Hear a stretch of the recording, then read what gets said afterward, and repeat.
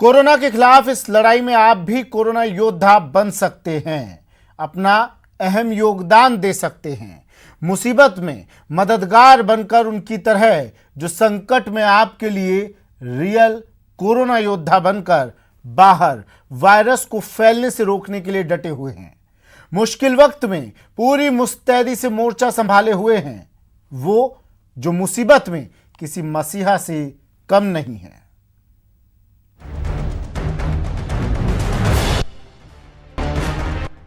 हम हमारी फैमिली छोड़ के और सिर्फ आपके लिए ही रोडों पे खड़े हैं।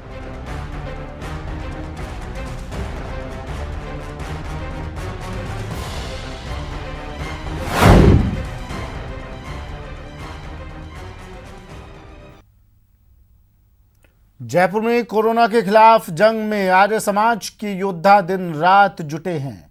लॉकडाउन के दौरान राजा पार्क के आर्य समाज जरूरतमंदों की सेवा में जुटा है। आर्य समाज के भामाशाह दिन रात खाना तैयार कर जयपुर के कोने कोने में लोगों तक खाना बनाकर पैकेट्स पहुंचा रहे हैं। आर्य समाज ने रोजाना 26,000 लोगों के लिए खाना बनाया और पहुंचाया।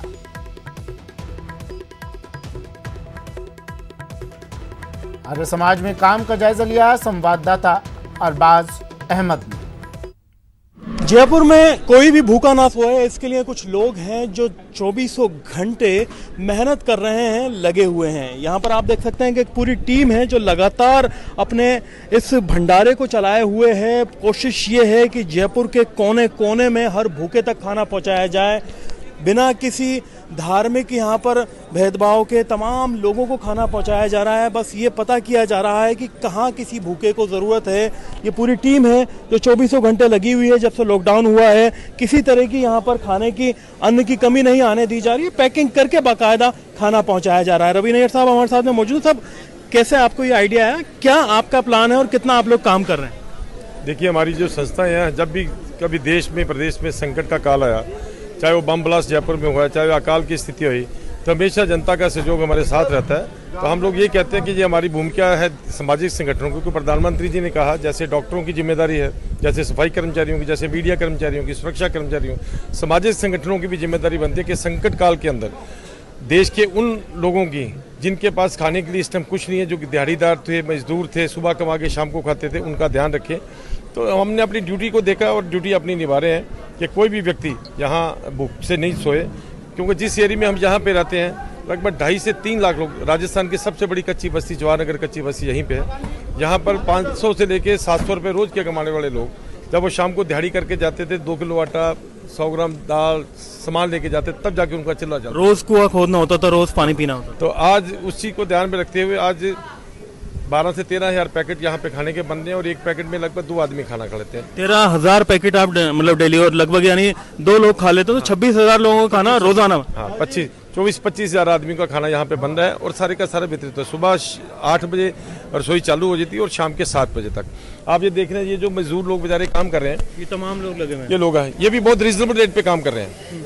एक पूरी बेलने वाली है, उसको 300 रुपये मिल रहा है। जो हलवाई कारीगर अच्छे स्वीट शॉप को 1500 रुपये रोज कमाता था, वो 500 रुपये पे काम कर रहा है। उसके अंदर भी एक देशभक्ति की भावना कि मेरे बहन भाई बस्तियों में बैठे हैं, उनके तक खाना जाना है। 8 घंटे ड्यूटी करने के जब 12-12, 13 घंटे ड्यूटी। मैं तो इन गरीब को भी साधुवाद देता हूँ कि ये पूरा ध्यान रख रहे हैं कि इनके भाई रात को जब जाते हैं तो हम इनको परिवार के लिए खाना देते हैं।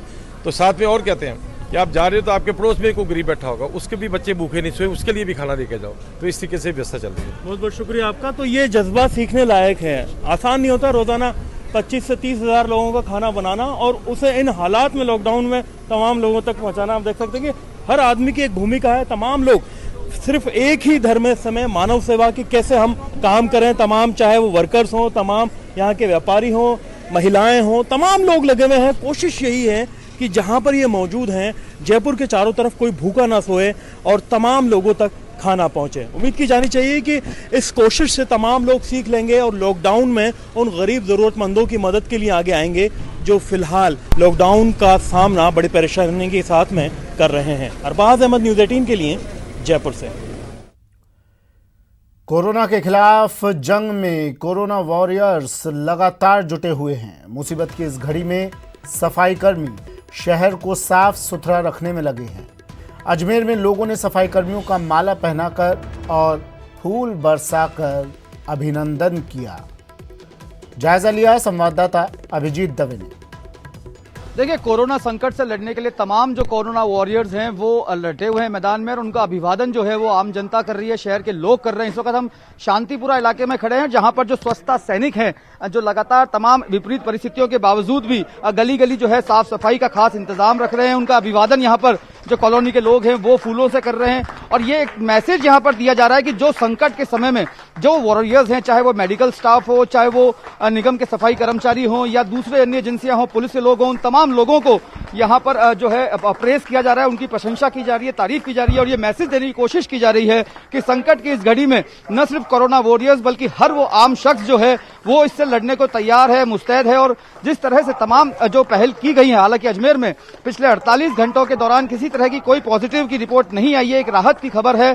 तमाम जो 5 पॉजिटिव अभी तक डिटेन हुए हैं अजमेर के, वो एक ही परिवार के लोग हैं और 5 का जयपुर में एसएमएस हॉस्पिटल में इलाज चल रहा है। तो इन तमाम परिस्थितियों के बावजूद भी अजमेर में तमाम जो एजेंसियां हैं वो लगातार मुस्तैद हैं। कर्फ्यू 4 थाना इलाकों में यहाँ पर किया गया है और कोशिश यही की जा रही है कि लोग जो है घरों में रहें, सुरक्षित रहें और जो उनके लिए सेवा में लगे हुए तमाम कर्मी हैं उनका किस तरह से अभिवादन हो रहा है आप देख सकते हैं। अपने घरों से बाहर निकलकर उन सफाई कर्मचारियों का जो इन हालातों में भी कोरोना से लड़ने के लिए अपनी तरफ से विशेष प्रयास कर रहे हैं, तमाम महत्वपूर्ण भूमिकाएं जो निभा रहे हैं। हम लगातार शहर के अलग अलग इलाकों में जा रहे हैं, वहां इसी तरह की तस्वीरें हमें दिख रही है। लोग सोशल डिस्टेंसिंग का भी पूरा ख्याल रख रहे हैं और सबसे महत्वपूर्ण भूमिका जो निभा रहे हैं वो निगम के सफाई कर्मचारी निकाल रहे हैं, सैनिटाइज कर रहे हैं। इस महामारी से लड़ने के लिए पूरा देश एकजुट हुआ है और देश की जनता और अजमेर की जनता भी एकजुट है।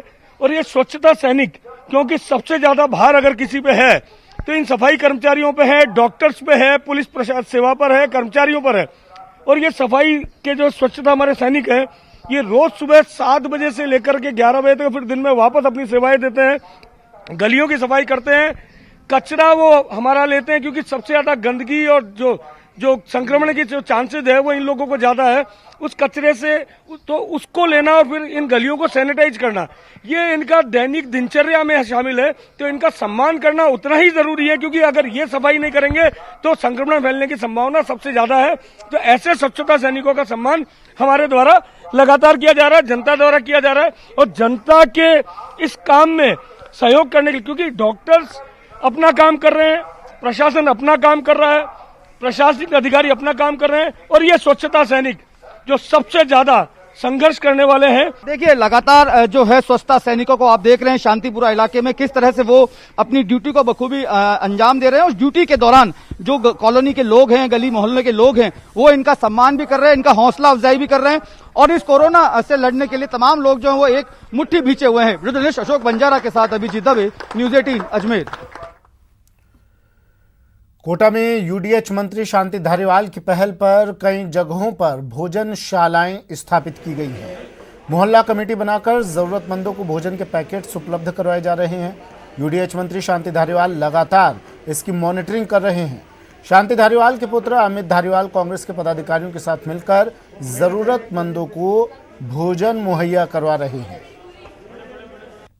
खिलाफ चल रही भारत की जंग की पूरी दुनिया में तारीफ की जा रही है। पीएम मोदी की WHO ने भी तारीफ की है। उन्होंने जो फैसले लिए हैं, उन्होंने जो मजदूरों के लिए जो निर्णय लिए हैं उसको लेकर, और सीएम अशोक गहलोत जिस तरह से लगातार फैसले ले रहे हैं, लगातार जो है कोरोना को बचाव और जागरूकता को लेकर काम किए जा रहे हैं, उसकी सब तरफ सराहना की जा रही है। उसी कड़ी में ये कोटा का इलाका है और कोटा में यूडीएच मंत्री शांति धारीवाल की पहल पर इस तरह से जो है भोजनशालाओं का आयोजन किया गया है। ये भोजनशालाएँ कोटा में करीब 2 दर्जन स्थानों पर चलाई जा रही है, जो ज़रूरतमंदों तक भोजन पहुंचाया जा रहा है। कांग्रेस कार्यकर्ता इसमें पूरी मुस्तैदी से जुटे हुए हैं। मोहल्ले वाइज टीमें गठित की गई है और ताकि जो ज़रूरतमंद है उनको भोजन मुहैया हो सके। ये कोटा का काला तालाब का इलाका है और काला तालाब के आसपास के लोगों के लिए ये काउंटर जो है ये निश्चित किया गया है। कांग्रेस कार्यकर्ता उन इलाकों में पहुँचते हैं, वहाँ पर जो है लिस्ट बनाई जाती है और उसके बाद यहाँ से वितरित किया जाता है। इसके अलावा कांग्रेस कार्यकर्ता उन मोहल्लों में भी भोजन के पैकेट लेकर पहुँच रहे हैं और वहाँ पर भोजन मुहैया करा रहे हैं। तस्वीरों में आप देख सकते हैं ये तमाम लोग सुबह से इसी तरह से जुटे हुए हैं और इस तरह के कोटा में 2 दर्जन से ज़्यादा काउंटर बनाए गए हैं। यूडीएच मंत्री शांति धारीवाल पूरी तरह से इसकी मॉनिटरिंग कर रहे हैं। तमाम लोग जो है उनके जुटे हुए हैं। कई सारे एरियाज़ में इस तरह का काम किया जा रहा है ताकि ज़रूरतमंदों तक भोजन पहुँच सके। मैं बात करने की कोशिश करता हूँ, यहाँ मौजूद है पीसीसी सदस्य डॉक्टर जफ़र मोहम्मद। ये जफ़र साहब लगातार जो है कोशिश यही की जा रही है ज़रूरतमंद तक जो है खाने के पैकेट पहुँचे और दूसरी सामग्री पहुँचे।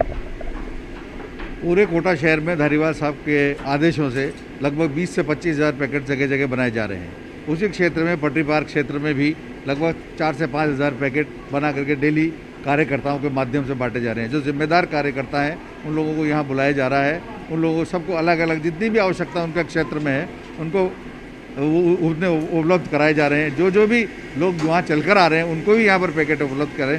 कोशिश की जा रही है कि एक दूसरे से दूर रहकर कोरोना का ध्यान रखते हुए ये पैकेट्स जाकर के घर घर बांटें ताकि किसी को कोई बीमारी ना हो, कोई नुकसान ना हो और खाना भी उन तक पहुँचे। हमारी कोशिश है धारीवाल साहब के नेतृत्व में, धारीवाल साहब के आदेशों के अनुसार पूरी कोशिश की गई है। यहाँ पर अभी थोड़ी देर पहले अमित जी धारीवाल ने इस भोजनशाला का उद्घाटन किया है और ये भोजनशाला तब तक चलेगी जब तक यहाँ की आवश्यकताओं की पूर्ति नहीं हो जाती।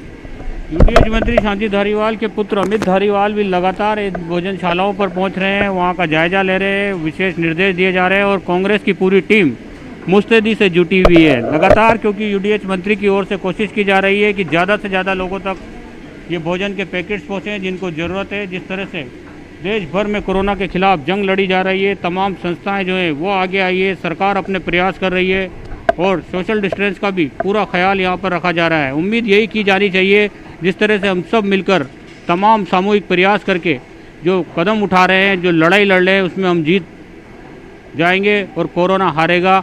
और जिस तरह से ये कोशिशें की जा रही है वो तमाम कोशिशें कामयाब होगी। कैमरा पर्सन मुकेश शाकेवाल के साथ शाकिर अली, न्यूज़ 18 कोटा। श्रीगंगानगर में कोरोना से बचाव के लिए लॉकडाउन जारी है। बीपीएल और खाद्य सुरक्षा योजना में चयनित उपभोक्ताओं को रसद विभाग की ओर से गेहूं का वितरण किया जा रहा है। ऐसा करते वक्त सोशल डिस्टेंसिंग का भी ध्यान रखा जा रहा है। वैश्विक महामारी कोरोना के चलते देश भर में 14 अप्रैल तक लॉकडाउन घोषित किया हुआ है और इसी लॉकडाउन के दौरान किसी भी गरीब उपभोक्ता को रसद सामग्री का अभाव ना हो, इस वजह से राज्य सरकार ने इन उपभोक्ताओं को रसद सामग्री वितरण करना शुरू कर दिया है। आप मेरे पीछे देख सकते हैं वार्ड नंबर 7 के इस राशन कार्ड डिपो पर जहाँ पर उपभोक्ताओं की लाइनें लगी हुई हैं। ये उपभोक्ता बीपीएल कार्ड उपभोक्ता है और साथ में खाद्य सुरक्षा योजना में चयनित उपभोक्ता है जिनको गेहूँ के वितरण किया जा रहा है। हालांकि यहाँ पर कोरोना वायरस के संक्रमण से बचाव को देखते हुए उपभोक्ताओं को साफ निर्देश हैं कि वो पहले अपने उपभोक्ताओं से, अपने राशन डीलर से फ़ोन पर बात करें। बात करने के बाद एक टाइम लेकर निर्धारित समय पर यहाँ पहुँचे ताकि कोरोना वायरस के संक्रमण से बचा जा सके। हम बात करने की कोशिश करते हैं राशन डीलर से कि वो किस तरह से क्या व्यवस्था यहाँ पे उन्होंने बनाई रखी है उपभोक्ताओं के लिए रसद सामग्री के लिए। जी, किन किन उपभोक्ताओं को रसद सामग्री बांटी जा रही है और क्या व्यवस्थाएं आपने की गई है रसद विभाग? हमारे मोहल्ले में एक सरकारी रिटायर्ड कर्मचारी है जी गुरमेल सिंह जी, और हमारे पार्षद के पिताजी है संजय राजाराम बिश्नोई जी, उनकी सेवाएं ली जा रही है। उन्होंने व्यापक व्यवस्था की है। कल से कोई आज तक हमें परेशानी नहीं हुई है।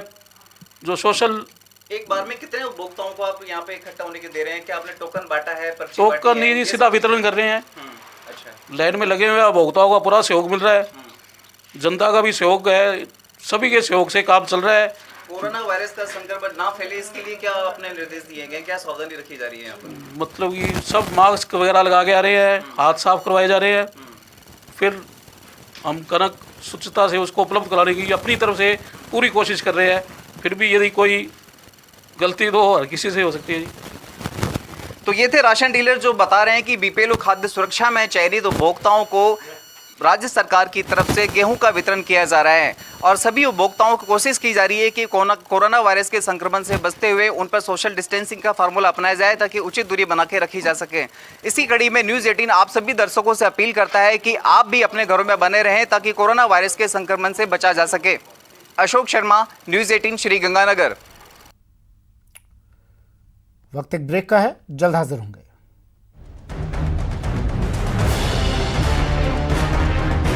हमारी फैमिली छोड़ के और सिर्फ आपके लिए ही रोडों पे खड़े हैं।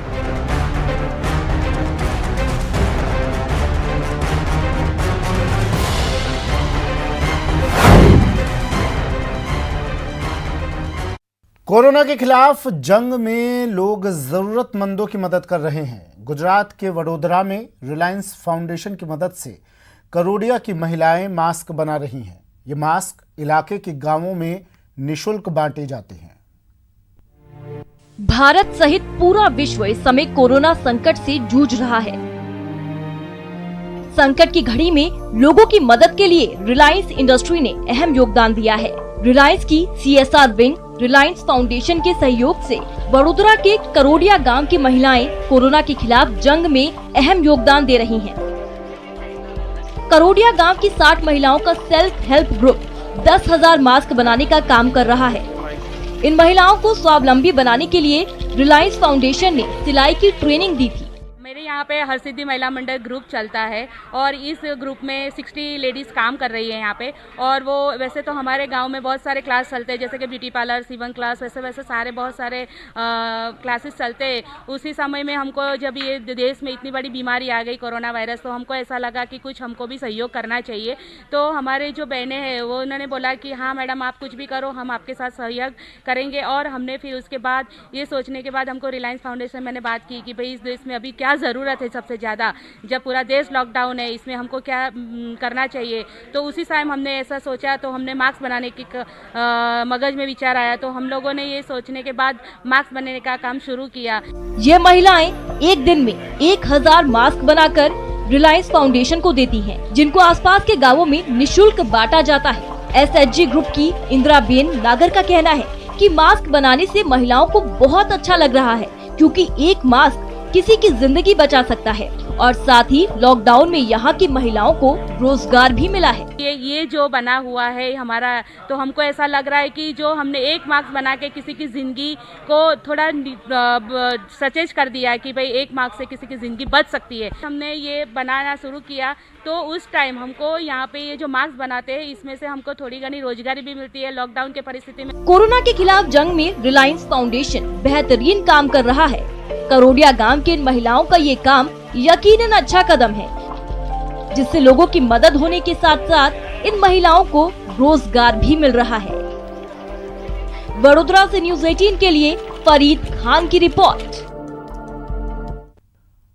आपको बीमारी से बचाने के लिए, आपकी जिंदगी को महफूज रखने के लिए देश भर में 21 दिनों का लॉकडाउन है।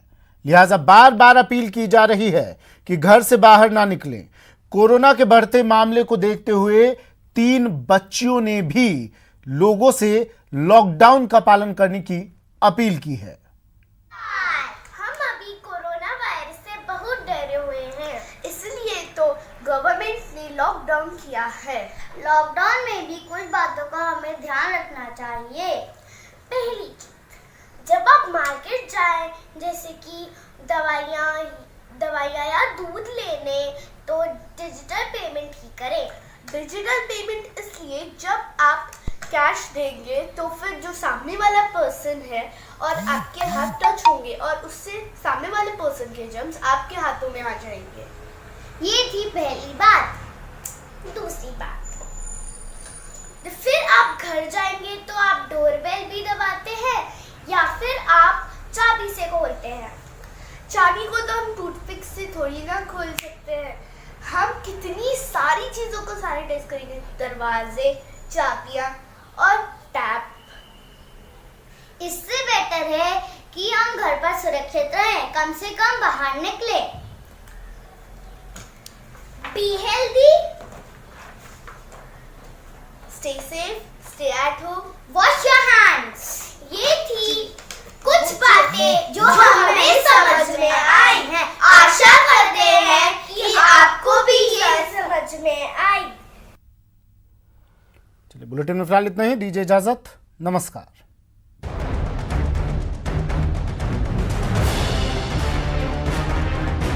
हमारी फैमिली छोड़ के और सिर्फ आपके लिए ही रोडों पे खड़े हैं।